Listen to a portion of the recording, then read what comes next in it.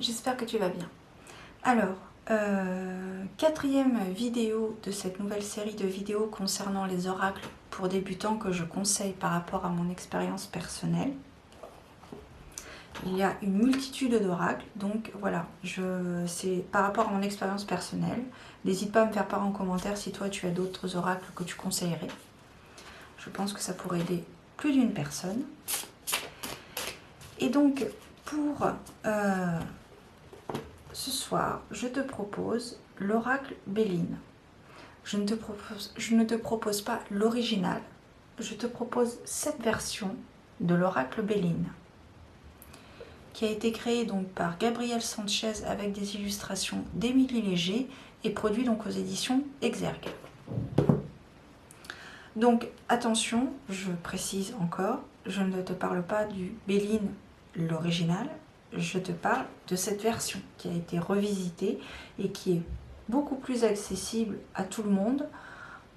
Moi-même, l'original ne m'attire pas du tout.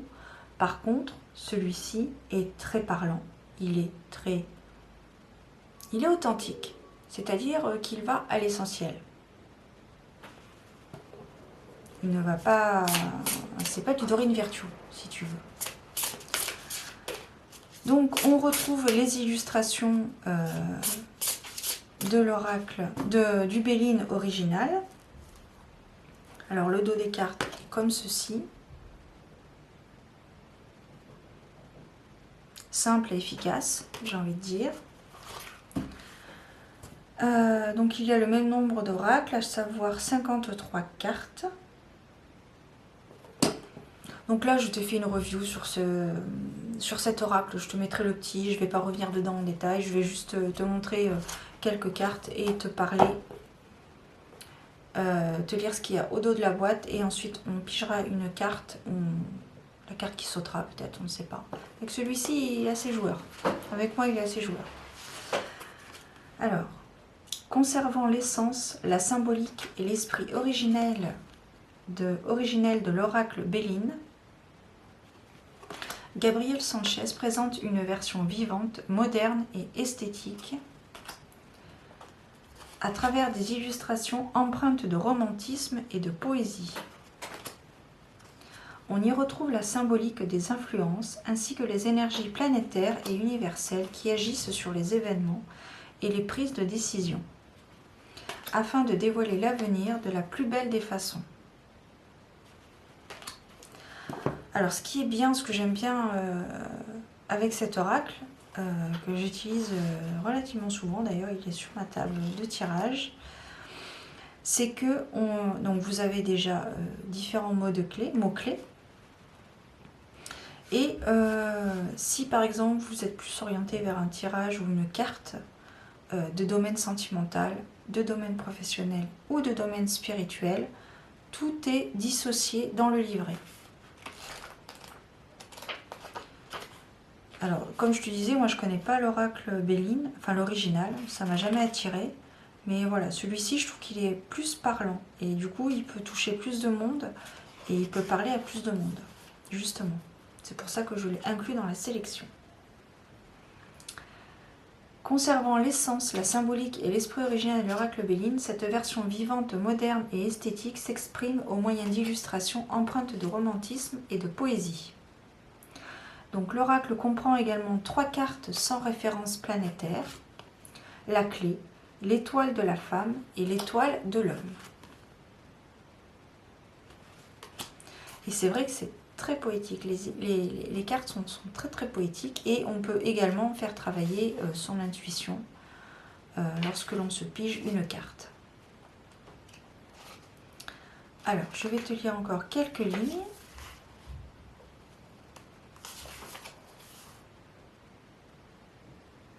Ah oui, l'histoire assez mystique hein, de cet oracle, je vais te la relire. Je pense que j'ai dû te la lire quand j'ai fait la review. Donc l'histoire originale de l'oracle de Béline. Quelle étrange et énigmatique histoire que celle de l'oracle Béline, un oracle qui faillit tomber dans l'oubli.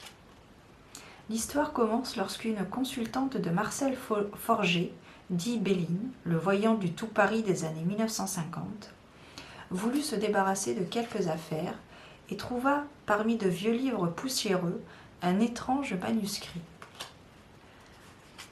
Elle demanda à Béline s'il souhaitait faire l'acquisition de ce manuscrit, sans quoi ce dernier partirait tout simplement au feu. Devant son insistance, le voyant Béline accepta.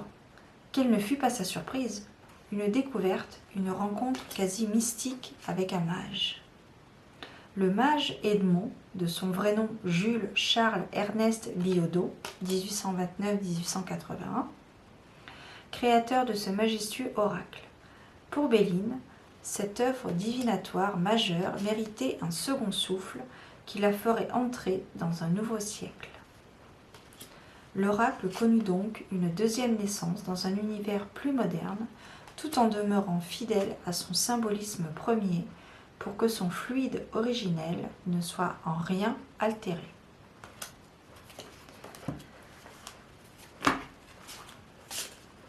Très très bel oracle. Alors, on va piger une carte, s'il n'y en a pas qui saute, et il y en a une qui vient de sauter, et c'est la carte du cloître.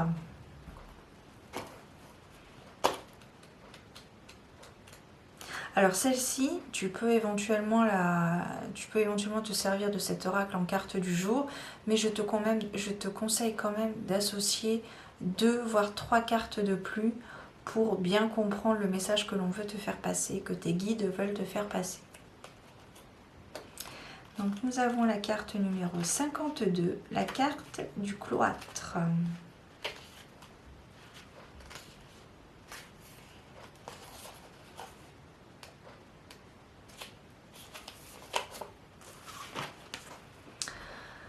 Donc les mots-clés sont mélancolie, repli sur soi, isolement, enfermement, reconstruction, protection, absence.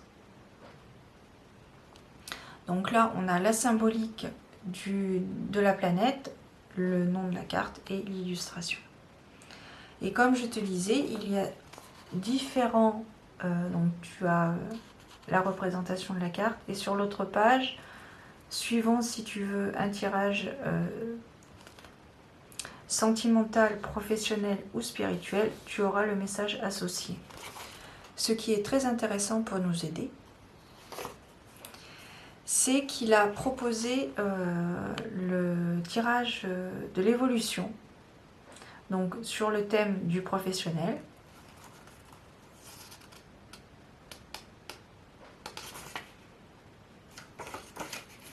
Et également le tirage de Cupidon, donc qui sera plus pensé sur le thème sentimental.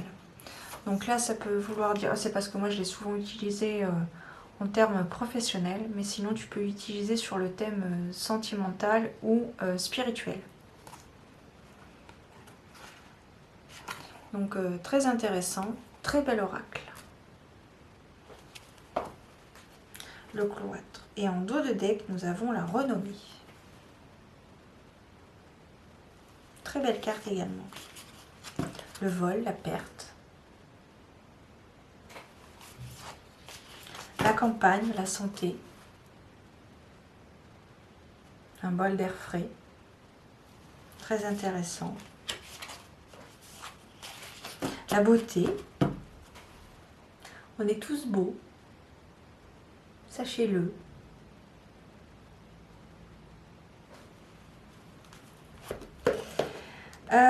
Voilà, donc c'était pour te proposer donc cet oracle Béline en oracle pour les débutants. Très bel oracle. Le packaging est très joli hein, également.